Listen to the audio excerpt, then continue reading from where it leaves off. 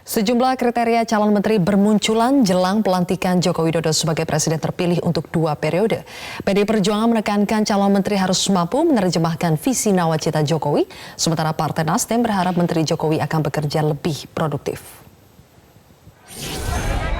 Sejumlah elit koalisi pendukung Jokowi Kiai Haji Ma'ruf Amin memang tidak mengaku telah menyodorkan nama-nama calon menteri ke Jokowi.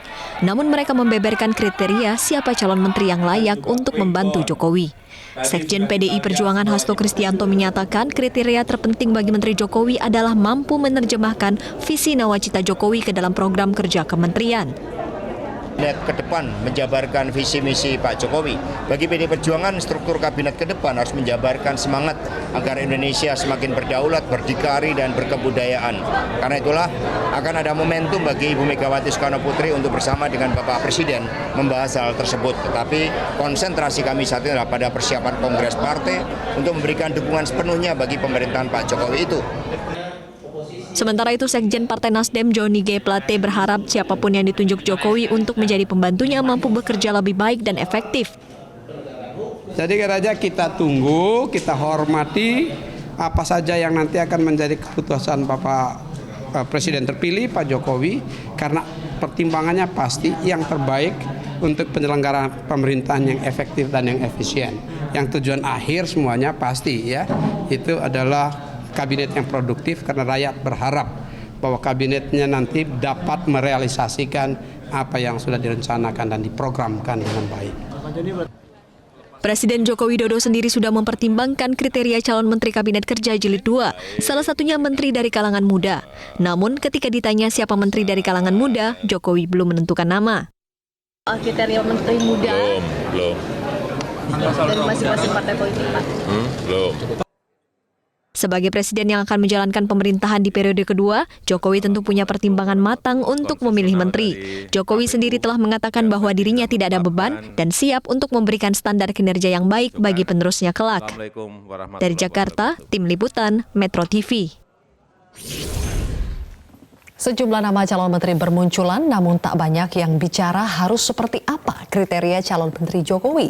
Untuk membahasnya telah hadir di studio pakar komunikasi politik, Lely Aryani. Selamat malam, Bu Lely. Bu Lely, kita bicara soal kriteria terpenting ya bagi Jokowi dalam memilih menteri untuk periode kedua. Sebaiknya seperti apa kriteria-kriterianya?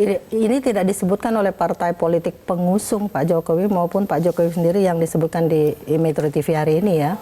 Tapi sebenarnya menurut saya itu ada 2 hal yang paling penting yang harus dinilai oleh Pak Jokowi, terutama dari segi ideologi dan yang kedua dari segi loyalitas. Kalau dari segi kapasitas semuanya merasa punya kapasitas, kan gitu ya. Ini yang menjadi masalah.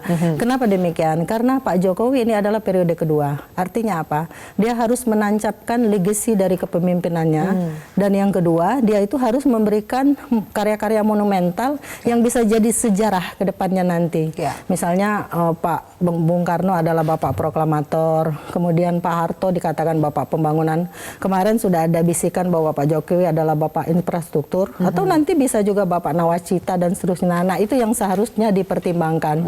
Kalau seandainya sekarang pertimbangan itu berdasarkan 2 hal itu, maka kita yakinkan bahwa sebenarnya Pak Jokowi akan selamat untuk menancapkan 2 hal tadi. Tapi kenapa Anda mengatakan ideologi harus menjadi salah satu kriteria? Maksudnya bukankah ideologi kita sudah jelas semuanya itu adalah Pancasila? Jadi bukan ideologi soal Pancasila, tapi bagaimana ketika mereka berkoalisi itu sama-sama membangun ideologi secara bersama-sama. Artinya apa? Kalau seandainya yang diambil adalah orang yang semula adalah ideologinya tentang visi dan misi itu berseberangan, maka kita dikhawatirkan dia nanti akan menggunting dalam lipatan. Jadi hanya pada awalnya saja nampak mesra, tapi kemudian di tengah-tengah justru dia mencari cerah atau ceruk-ceruk yang memungkinkan bagaimana caranya untuk mendiskriminasikan lah katakanlah semua kebijakan yang akan diambil oleh Pak Jokowi. Kita kan juga belajar dari pemerintahan Pak SBY periode kedua, bagaimana partai yang semula sangat kuat, kita kelihatannya 62% lebih, 8 waktu itu 62,8% berkoalisi, tapi nyatanya mereka sendirilah yang paling banyak menggunting-gunting dan kemudian mencerca apa yang kebijakan Pak SBY lakukan waktu itu. Jadi koalisi rasa oposisi ya di internal pada saat itu. Benar. Oke, apakah itu berarti maksud Anda karena dialog sebelumnya kita berbicara soal bagaimana kemungkinan oposisi untuk masuk ke dalam koalisi, perlu atau tidak. Nah, kalau Anda katakan kalau dari yang awal sudah tidak sevisi kemudian dipaksakan masuk menjadi dalam koalisi dan bisa berpotensi menggunting dalam lipatan, apakah itu berarti sebaiknya tidak ada oposisi yang masuk ke dalam jajaran menteri? Iya, sehari setelah Pak Jokowi terpilih lewat quick count, saya sudah menulis juga di media Indonesia, saya katakan saatnya rekonsiliasi. Tapi itu dengan gamblang saya katakan rekonsiliasi bukan berarti kemudian menjadi koalisi. Nah, demikian juga tulisan saya yang terakhir, dari menyerang lalu menyeberang, yang saya tulis juga di media Indonesia. Kenapa? Sekarang ini dilihat dari kuantitas dan kualitas, apa yang sudah terbelah menjadi koalisi oposisi dan koalisi pemerintah itu sudah jelas gitu, jumlahnya sudah, kualitasnya juga, dan kemudian semua partai politik pengusung dan pendukung itu mengatakan bahwa kita punya semua potensi itu. Artinya apa? Di samping itu bahwa dalam sistem ketatanegaraan kita membutuhkan check and balancing system. Yes. Nah, artinya apa? Karena kalau tidak, pemerintahan itu akan berjalan salah arah, meskipun dalam gerbong yang sama, relnya bisa bengkok, atau malah terbelah sama sekali. Nah, cuma memang barangkali ada pengecualian ya. Ada orang-orang di partai tertentu yang merupakan sebelumnya bukan partai koalisi pemenang, dia kemudian bisa masuk atau direkrut dengan berbagai pertimbangan yang sangat rasional. Mungkin saja dia memang sudah ada dalam koalisi itu, mungkin partainya secara formal tidak mendukung tapi dia secara tersebut. individu sudah secara individu mendukung sejak awal. Mungkin orang-orang tersebut itu perlu ditimpangkan karena ideologinya menjadi sama menurut saya. Gitu. Oke, itu persoalan ideologi. Yang kedua Anda mengatakan loyalitas. Nah, loyalitas itu susah dimiliki oleh orang-orang yang saya bilang yang satu-satunya tidak sama ideologi di sebelumnya. Bagaimana cara meyakinkan dia bahwa apa yang kita kerjakan ini semata-matanya untuk rakyat. Dia juga punya motif-motif tertentu yang dalam beberapa teori dikatakan orang itu punya 3 kebutuhan akan motif. Need for power, need for affiliation, dan need for achievement. Nah, boleh jadi yang dia miliki hanya need for power. Tapi 2 hal tadi belum tentu. Nah, karena itu loyalitas itu dibutuhkan gitu. Oke, jadi hanya sekedar kekuasaan saja ya, padahal yang lain-lainnya itu tidak satu visi. Achievement itu jauh dari pikiran. Baik, kalau soal proporsi antara yang profesional dengan kader partai politik, Anda melihat sebaiknya bagaimana? Kalau Pak Jokowi kan sempat mengatakan 50-50 atau 60-40, tetapi apakah angka itu menjadi penting? Begitu pentingnya? Saya kok cenderung begini ya memikirkannya. Sebenarnya hampir nyaris tidak ada dikotomi antara profesional sama partai politik. Karena apa? Ternyata di partai politik pun kadang-kadang mereka itu terdiri dari orang-orang profesional. Ada yang pensiunan pejabat tinggi atau pensiunan dalam kelas apapun lah, kemudian mereka masuk ke partai politik itu. Dan dia dalam jejak rekam sebelumnya dia adalah profesional yang handal gitu. Misalnya kalau ada bayang-bayang dari Pak Jokowi, clue yang menyatakan anak muda misalnya, boleh nggak nyebut namanya? Misalnya dia akan merekrut Erick Thohir, dia adalah dari profesional. Boleh jadi nanti sebelum dilantik dia justru masuk ke dalam partai politik.